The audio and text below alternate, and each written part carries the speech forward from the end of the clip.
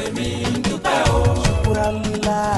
fọba tó dá mi. Oh yes, alhamdulilayi kẹsíran ọ̀rọ̀ wa tọ́pẹ́ kódà kò kọjá ọpẹ́ o. níwòye ọdún tó kọjá Muhammed Anjola olúwa àyànfẹ́ sọjọ́ ìbí gbogbo ayé ló bá ayọ̀ ló bá dúpẹ́. tọdún yìí tún ti wá kò pẹ̀lú ayọ̀ àtàláfíà àdúpẹ́ o. ní báyìí ìlú Ìrágbìjí yá kálọ̀ kí Jamiu Muhammed Anjola olúwa àyànfẹ́ ọmọ Mr and Mrs Ọlápàdé Jamiu pé ó kú oríire ọjọ́ ìbí ní òní tí í ṣe ọjọ́ karùn-ún oṣù kẹfà ọdún tí a wà yìí ìyẹn 5th June gbogbo wa là ń celebrate ọmọ lọ́jọ́ ìbí we say happy birthday long life and prosperity. ògbó pákápáká ló gbó alábàáhùn àgbó là ń tàgbọ̀nrín tewó orí larúgbó ṣoge. Anjola olúwa wàá dàgbà wàá dògbó òní kún kékeré ọjọ́ ìbí tó ń ṣe lónìí barakallahu fihi amina ya Allah. ọmọ ọlọ́jọ́ ìbí ó yá jẹ́ nkì ọ́ délédélé ìwọ ni Ìrágbìjí olókè méjì ọmọ olódù mẹ́rìndínlógún ọmọ oníbù mẹ́rìndínlógún ọmọ ìrà tó gbàjì ọmọ onígbé mẹ́rìndínlógún ọmọ olókè méjì takọtabo lórí àgbà Ọ̀ṣun ọ̀kan yílulẹ̀ òkú kan